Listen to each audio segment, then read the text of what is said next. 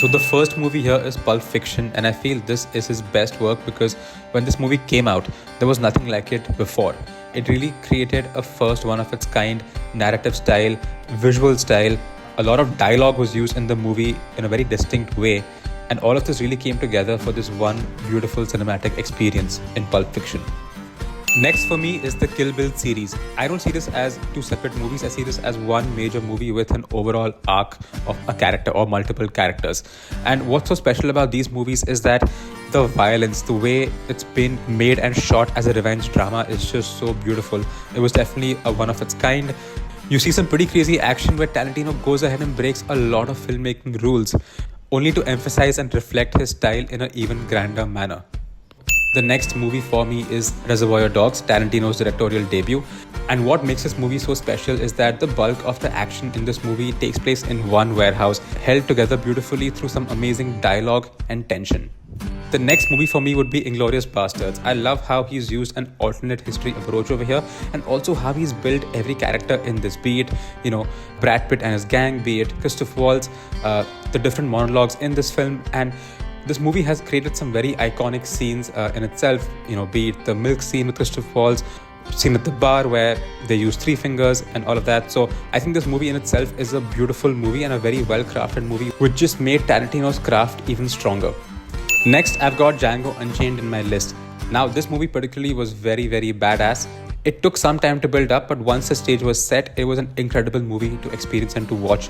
Again, love how he uses the whole alternate history approach in this movie. And in the end, it just ends up being a great, badass cinematic experience where you just are cheering for the protagonist.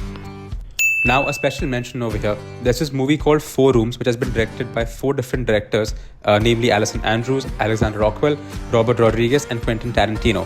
Now, the way this is structured is there's one bellboy who is Tim Roth, and there are four rooms, and each of the rooms has a story to it, which has been directed by a different director. And the last story in this segment is the one with Tarantino in it. So he's acted in it and he's also directed it. And this little 20-30 minute segment is just epic in itself. The segment is based on how two people lay a bet on if a person can light a Zippo lighter 10 times in a row, they get the other person's car, and if they don't, their pinky is chopped off. The next movie here is Jackie Brown, a movie about a flight attendant who gets involved in a money smuggling scheme. Now, this movie had a very interesting overall story and some pretty interesting subplots as well, but it had a few pacing issues and didn't have that typical Tarantino flair to it. Now, it was released between Pulp Fiction and Kill Bill, so I would say Tarantino's overall style wasn't fully out there either. But looking back on his work, I feel this movie is not as Tarantino-esque. Next in the list, we've got Hateful Eight. Now, this movie was a visual masterpiece and had an amazing score as well.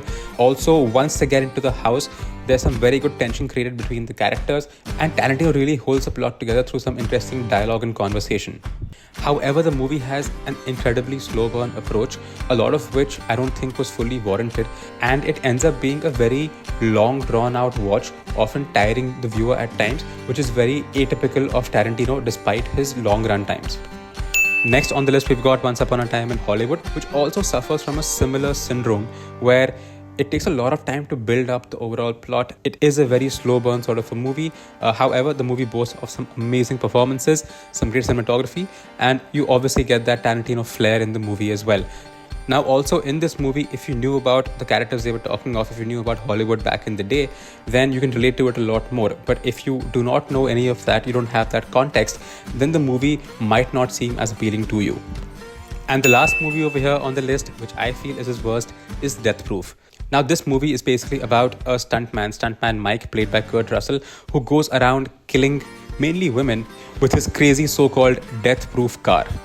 Now, at this one point, he meets these three women, two of whom stunt women, and takes them on only for them to go back and seek revenge on him and try to kill him. Now, I know this sounds like a very badass Tarantino-esque plot, but the treatment of this movie, according to me, I felt was not up to the mark.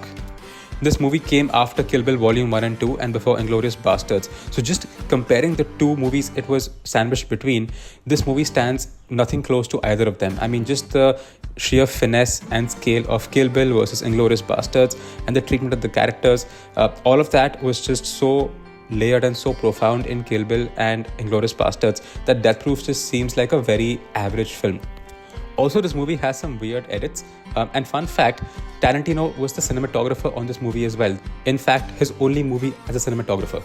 So that's what I've got for you guys. Do let me know what you thought about the list and what you thought about the ranking. And go ahead and drop in a comment to tell me what you feel about it and what you feel should be up or down in the list. Thanks a lot for watching, and I'm going to see you very soon.